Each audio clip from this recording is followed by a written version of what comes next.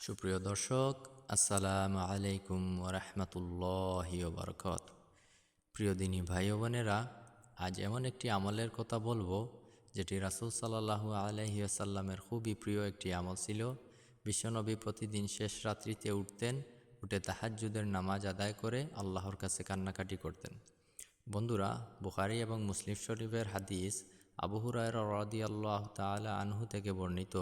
তিনি বলেন, রাসূলুল্লাহ সাল্লাল্লাহু আলাইহি ওয়াসাল্লাম ইরশাদ করেছেন, প্রতি রাত্রে শেষ তৃতীয়াংশে আমাদের মর্যাদাবান রব দুনিয়ার আকাশে নেমে আসেন এবং বলেন যে আমাকে ডাকবে, আমি তার ডাকে সাড়া দেব।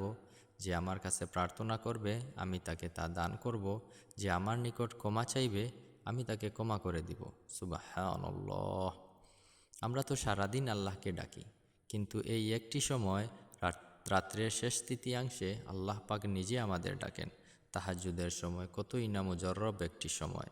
সম্মানিত মুসলমান ভাই ও বোনেরা, সারা বছর শত কর্মব্যস্ততায় রাত জেগে তাহাজ্জুদের সালাত আদায় করতে পারি না। এখন রমজান মাস, এখনই উত্তম সময়। প্রিয় দিনী ভাই ও বোনেরা, আমরা রমজান মাসে সেহরি খাওয়ার জন্য শেষ রাতে ঘুম থেকে উঠি। আসুন আমরা এই সময়টাকে কাজে লাগাই।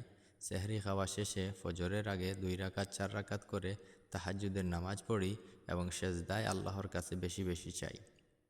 প্রিয় বন্ধুরা, তাহাজ্জুদ নামাজের সিজদায় গিয়ে মাত্র 21 বার যদি পড়েন ইয়া আরহামার রাহিমিন এবং আল্লাহর উপর ভরসা রেখে প্রচণ্ড শ্রদ্ধা ও ভালোবাসা নিয়ে চোখের পানি ছেড়ে দিয়ে আপনার সকল চাও পাওয়াগুলো আল্লাহর কাছে ব্যক্ত করুন, ইনশা আল্লাহ, আল্লাহ আপনার ডাকে সাড়া দিবেন। প্রিয় দর্শক, বছরের 12 মাসের মধ্যে সর্বোত্তম মাস হচ্ছে রমজান মাস। রমজান মাস রহমতের মাস, বরকতের মাস। এই মাসে আল্লাহর সন্তুষ্টির জন্য আমরা বেশি বেশি নেক আমল করব। আল্লাহ যেন আমাদের রমজানে এবং রমজানের বাহিরে ইখলাসের সাথে নেক আমল করার তৌফিক দেন। সকলে ভালো থাকবেন। আসসালামু আলাইকুম ওয়া রাহমাতুল্লাহি ওয়া বারাকাতুহু।